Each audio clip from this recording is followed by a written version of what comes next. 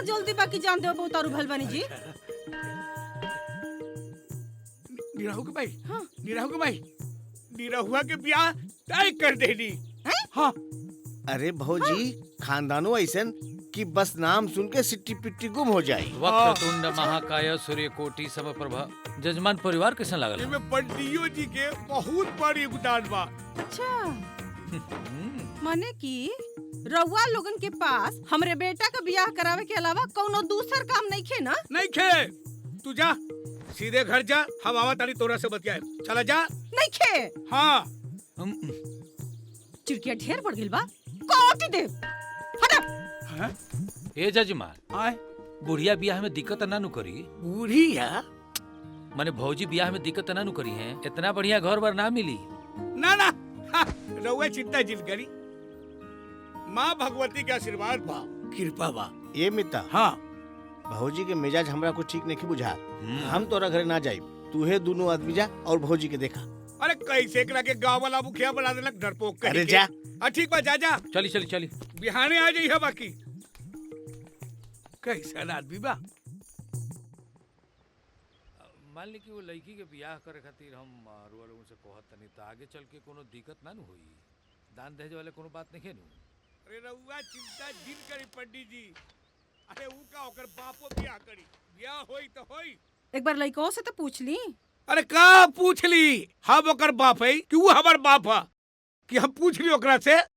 अरे बू का देखले बारू, जा बुलावा ओकरा के। आ खुद ही फैसला कर लेती तब बक बक करत रहलिन। बस अपने के टाइट अरे जी रही। बेटा घरे में नहीं खे। अरे गोइल होई कहिया वारागिरी करे हैं? अरे नहीं खे जी, देखी ना चिट्ठी लिख के गइल बा। देखी ना तनी पढ़ी। पढ़ी तो तनी पंडित जी। शादी करे से पहले ओकरा से पूछ लेहल जाला जेकरा शादी करे के बा। हाँ? आ शादी तबले हम ना करे जले अपना पाँव पर खड़ा नहीं हो जात। और शादी के इतना जल्दी बा तो बाबूजी से कह दे माई कि खुदे शादी कर लेस। हाँ? आई व्यवहार से तंग आके हम खुदे आत्महत्या करे जा रहल बानी, वो बड़का बगीचा। अरे रउआ सोचत का बानी जी, जाई हमार बेटा आत्महत्या करे गइल बाटे।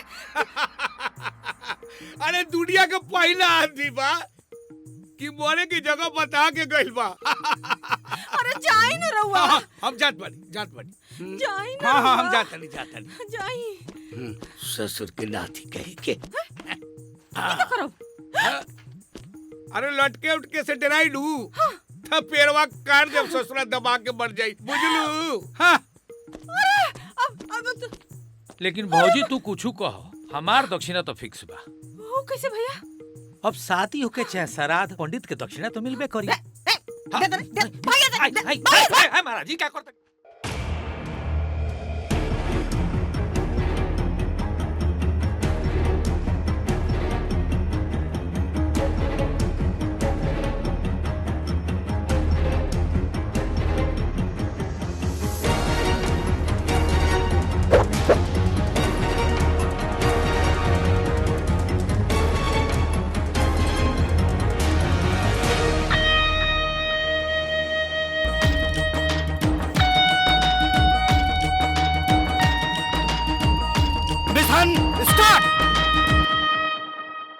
सच्चा और हल वाले पार्टनर फांसी लगा ले फांसी।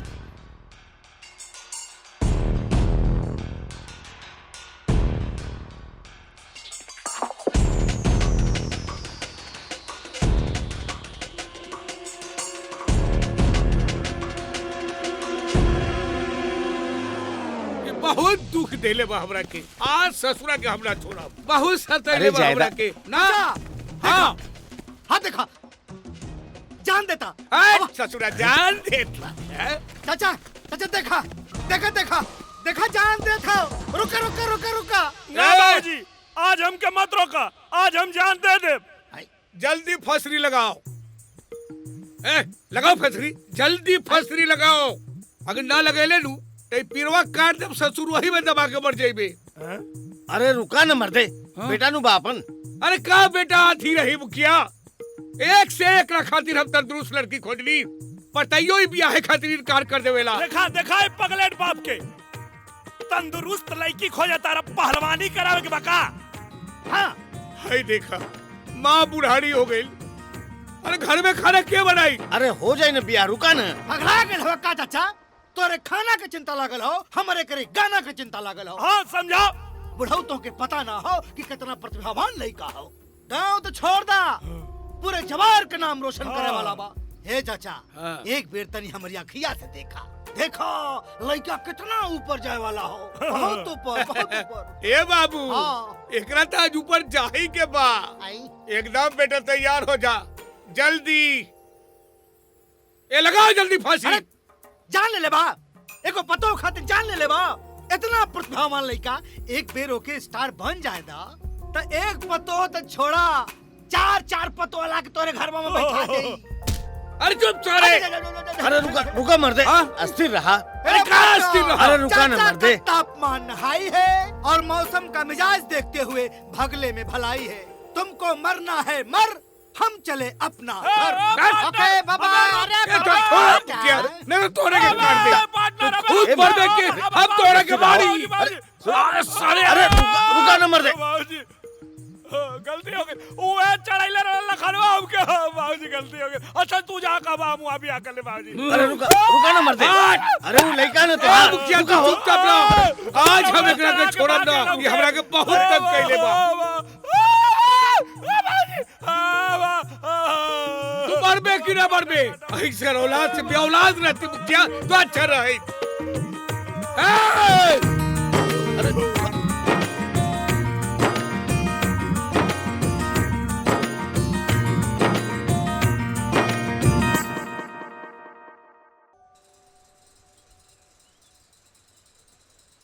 अरे ठीक से पूजा कर ला, मांग ला ऊपर वाला से कि तुहर कुपातर के जल्दी से जल्दी बिया हो रहल जाए। बा? हाँ प्रणाम पंडित जी, प्रणाम। प्रणाम। अब का सवेरे या का शाम, और कब कुंडली में नक्षत्र बदल जाई आदमी के हाथ में है ये नहीं खे। कुशल मंगल बानू। अब आपन दशा और दिशा तो दोनों ठीक नहीं खिलौकत हैं? रात नीरहू के का कुंडली चाहतनी? देखत रही, रात के 12 बजे ले देखनी सीधा शुक्र के प्रवेश बा। अभी ले जौन शादी ब्याह तय के लिए बनी सब कैंसिल करी। लड़का के फॉरेन यात्रा बुझाता। ई रउआ का कहत हनी? ओकर बियाह विदेश में होई। लड़का भले गांव में पैदा भइल बा, लेकिन संजोग सीधा विदेश के बन रहल बा। अरे पंडित जी रउआ ई का बाकस बानी? अरे हम आज तक ससुर मोतिहारी बेतिया से आगे सोचबे न कइनी, और रउआ विदेश कहत हनी। लेकिन और वैसे विदेश में कहा? लंदन में।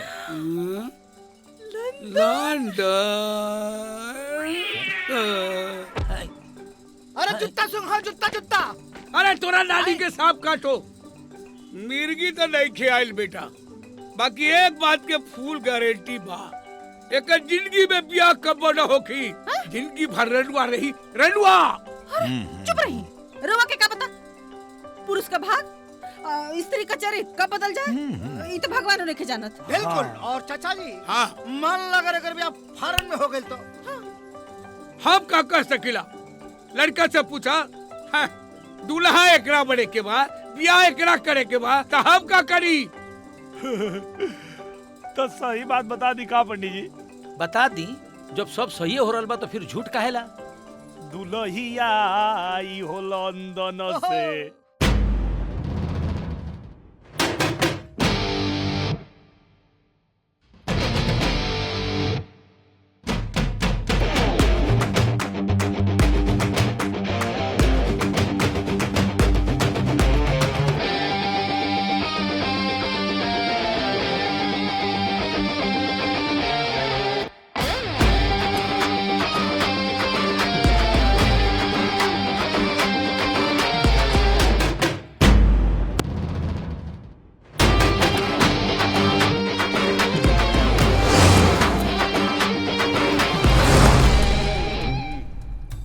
क्या बोला?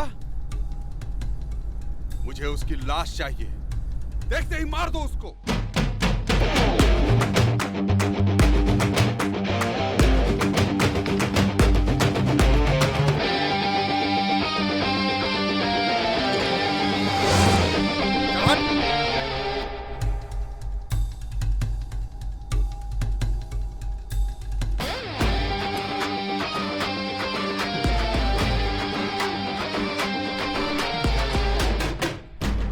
बेटा stop stop guys come on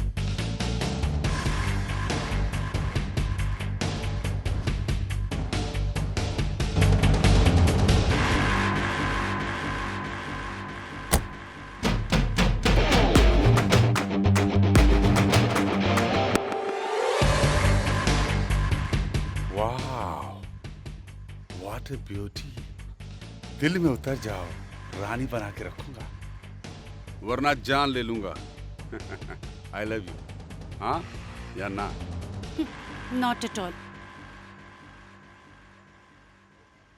कुत्ते को कितने भी महंगे कपड़े पहना दो वो शेर कभी नहीं बन सकता। सही बोली।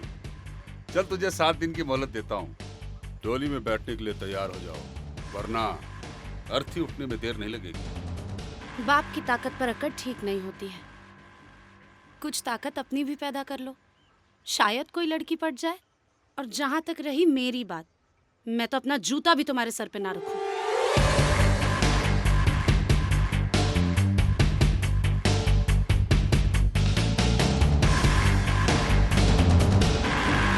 मिर्ची मिल जाए तो चबा चबा के खाएंगे चूल्हा जलाने वाली नहीं हम पे हुक्म चलाने वाली चाहिए। Let's go guys.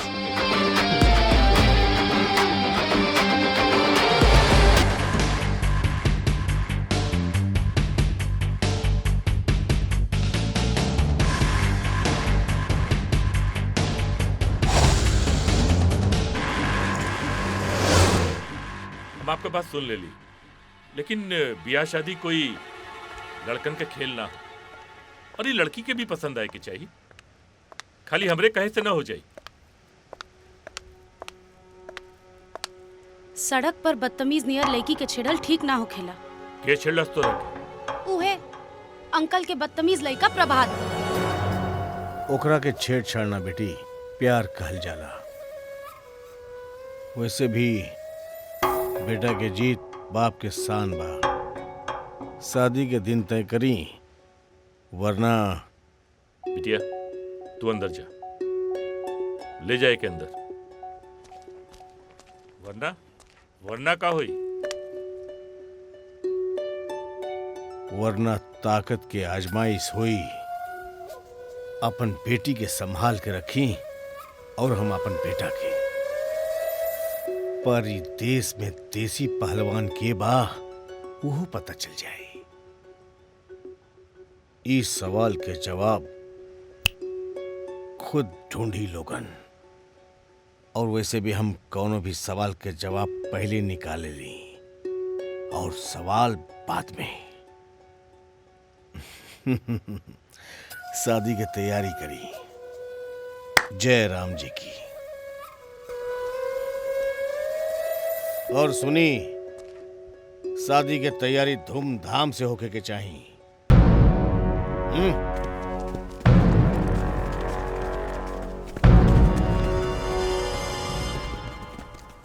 ये नालायक के बेटा हमार दामाद ना बनी वरना हम बेटी के साथे जान दे देब।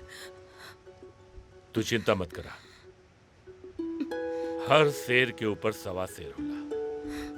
हम ही भैरव का ऐसन काट निकालब कि बिहार के आदमी से तका वहां के माटी से भी डरे लगी। हम विदेश में पाऊं चप्पल पहन के ना आपन चमड़ा सड़क पर घिस के जमोले बनी। परू हवे के विशंभर सिंह।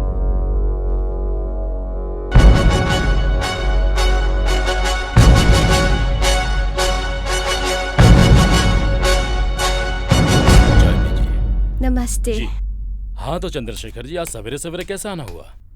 अब जिसकी बिटिया सयानी हो जाती है वो समय क्या देखेगा।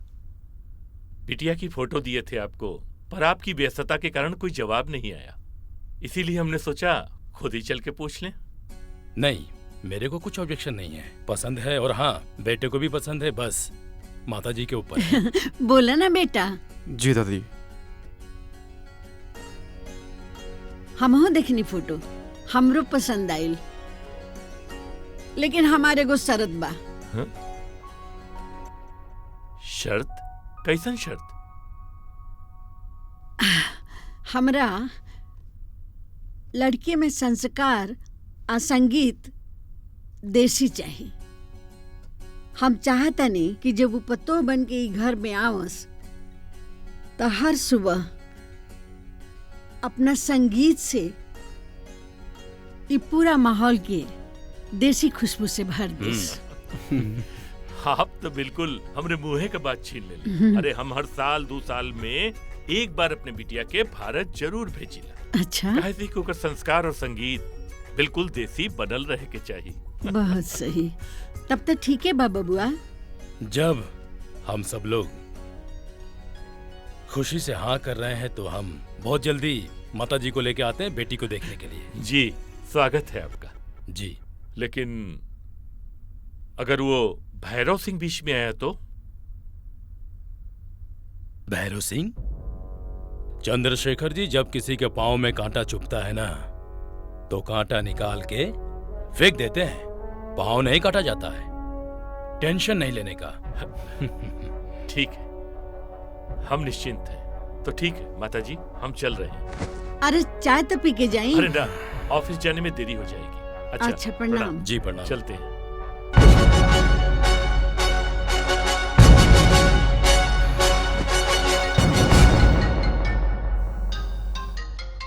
अरे चंद्रशेखर। हाँ हम भैया प्रणाम। खुश रहा बाबू, खुश रहा। का हाल बा? ना ना, यहाँ सब ठीक बा। एगो खुशी का खबर देवे के बा। हाँ बोला। वो कहो कि हम जूली का ब्याह तय कर देले है। अरे वाह, ये तो बड़ी खुशी के बात बा। बधाई हो बाबू, बधाई हो। मगर भैया एगो शर्त बा। शर्त?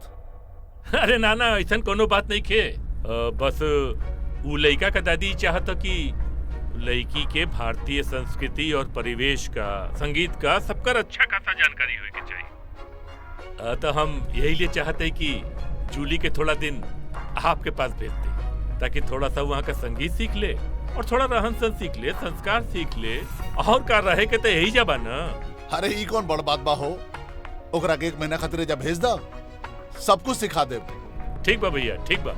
तो हम ओकर सब तैयारी करके आपके फोन करत थे। अच्छा अच्छा, आवेदा आवेदा। ठीक बा। घर पे सबके प्रणाम। खुश रहा। अच्छा फोन रखते भैया। ठीक बा, ठीक बा। जियत रहा। केकर फोन रहल हा जे रउआ इतना खुश हो गई नी? अरे चंद्रशेखर के फोन रहे। जूली बिटिया गाँव आ रहल बिया। जायदाद में हिस्सा लेवे के? अरे भगवान, वो यहाँ संगीत सीखे आ रहल बिया। फिल्म में काम करी है? एकदम दिमाग से पैदले बाड़ू। ओकर शादी तय हो गई बा, आ वो यहाँ संगीत सीखे आ रहल बिया। और एक बात के ख्याल रहे, ओकरा के यहाँ 1 महीना रहे के बा, और 1 महीना के खातिर आपन मुंह बंद रखी है लोग। वो कैसे? ऐसे चुप।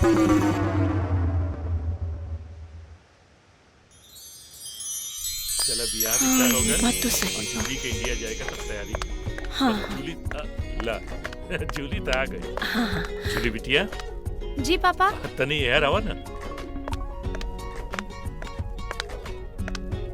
बिटिया, तू इंडिया जाएगा तैयारी करा। इंडिया काहे? सवाल नहीं।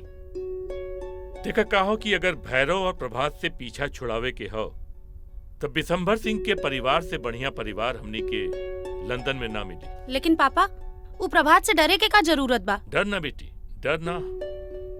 हमनी की इज्जत का सवाल बा। वैसे भी विशंभर के परिवार के तू अच्छी तरह से जाने लो। बस वो लोगन का एक्के गो डिमांड बा कि उनके परिवार के होके वाली बहू के संस्कार, संगीत दोनों में भारतीय परंपरा होवे के चाहिए। पर डैडी, अभी हमके बिया। तोहार बाबूजी सही कहता नहीं बेटी। उ राक्षस के पीछा छुड़ावे बदे बाबूजी के बात मान ला। पापा। अरे बेटी, हम तो हर दुश्मन है का हैं? जौन भी सोचब तोरा भला के लिए सोचब। ठीक बन बेटा। अरे ज्यादा सोचे मत, जाए का तैयारी करा।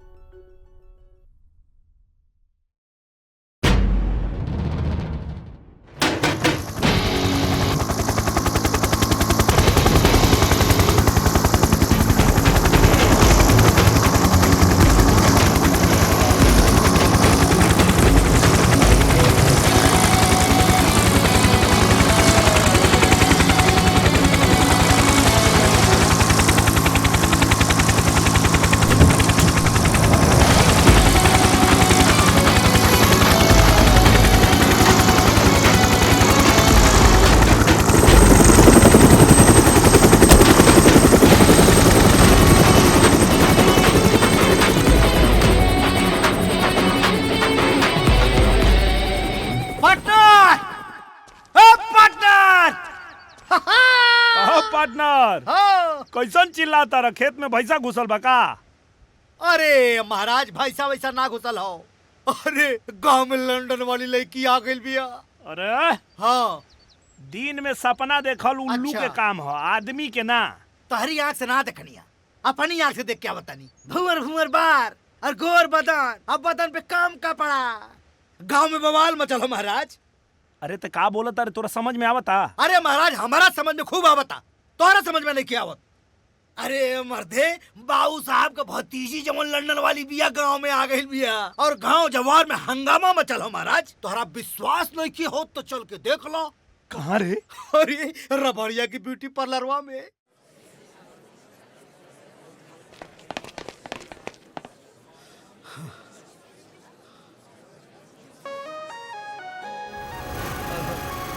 यहाँ तो बहुत लंबा लाइन लगल बारे। तनी धीरज रखा, निम्मन चीज पावेला तनी धीरज रखे के पड़े। हाँ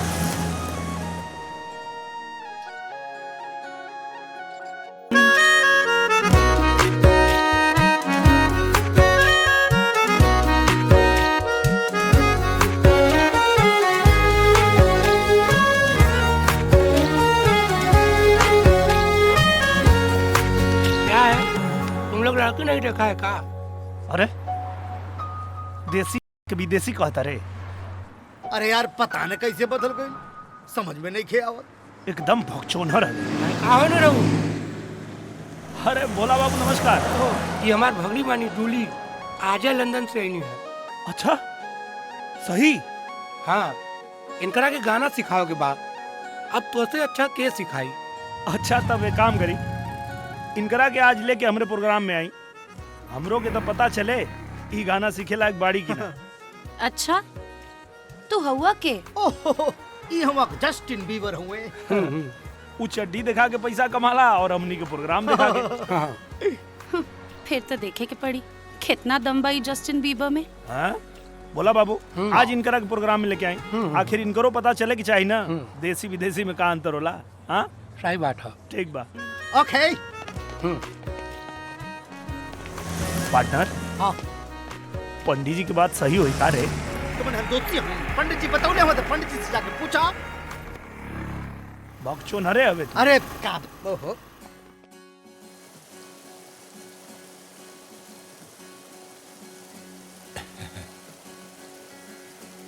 तोहरा के रूप में देख के जी खुश हो गई बिटिया।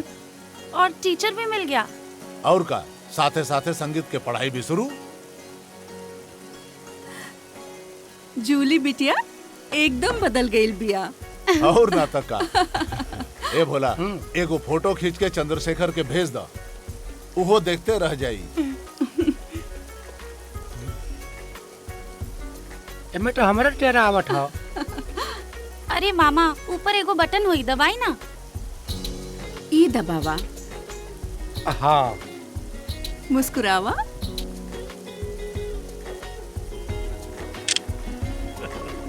एक बात हम कह देता आरो सुन ली, हमरा तो बियाह एकदम देसी चाहिए। अपना गांव जवार में जगन होला ना वही ना, कोनो लंदन वंदन हमरा ना चाहिए। हाँ खिचला हमरे खुके आवाला, बेटा उधर ना आवाला। दी हम भेज देता नहीं। पानी पी। एक मिनट,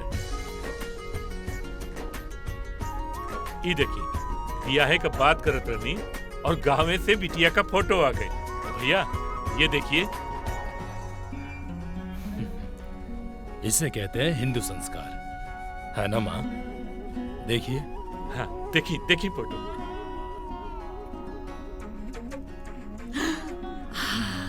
अरे ई तो बड़ा नु निमन लड़की बिया। ए बबुआ हमरा तो ये पतो चाहिए, ई लड़की जेकरा घर में जाई वहाँ तो दिन दुगुना रात चौगुना उन्नति हुई। और बउआ के जल्दी बियाह करो। चंद्रशेखर जी जल्दी से हमारी बहू को बुला लीजिएगा। जी जरूर। ठीक बा। हम जाके अब यहीं सब हाँ, तैयारी हाँ, में लग एकदम जाते। एकदम तैयारी करिए। प्रणाम भैया जी, प्रणाम। प्रणाम प्रणाम। अरे अब तो हम खुश हो ना माँ? हाँ बाबू हम तो बड़ी खुश बानी। एकदम बुझाता जैसे हमरा भारत देश में हम चल गए नहीं। आप खुश तो समझिए हम सब भी खुश।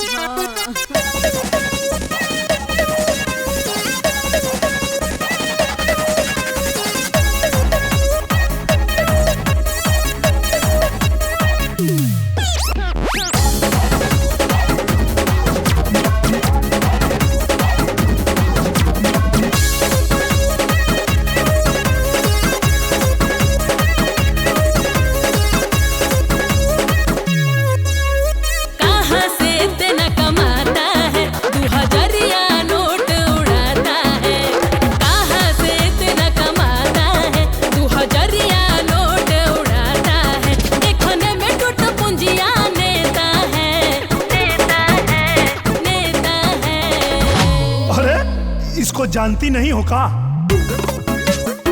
पंडित जी का बेटा है, पंडित जी का बेटा है, पतरा देख के लेता है। पंडित जी का बेटा है, पतरा देख के लेता है। अच्छा?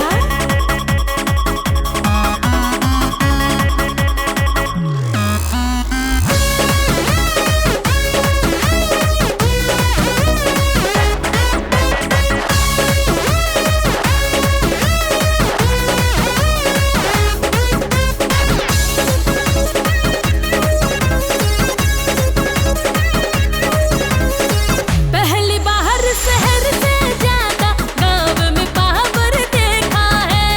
आज से पहले बुढ़ऊ को कभी आंख से कते देखा है क्या? देखा है क्या? नोट दिखा के बूढ़ा भी मुझको देखो इशारा करता है। तोहरे ब्यूटी पर ये धनिया ऊ तो बहुत मरता है।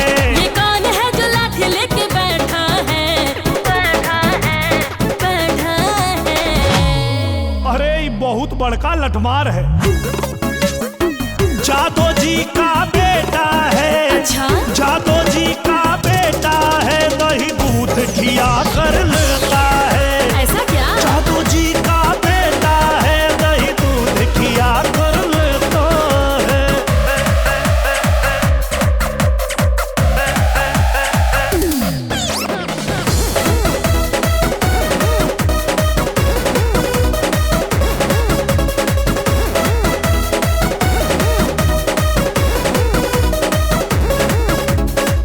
ऐसी वैसी मुझ पे नजर वो डाल रहा है, देखो ना।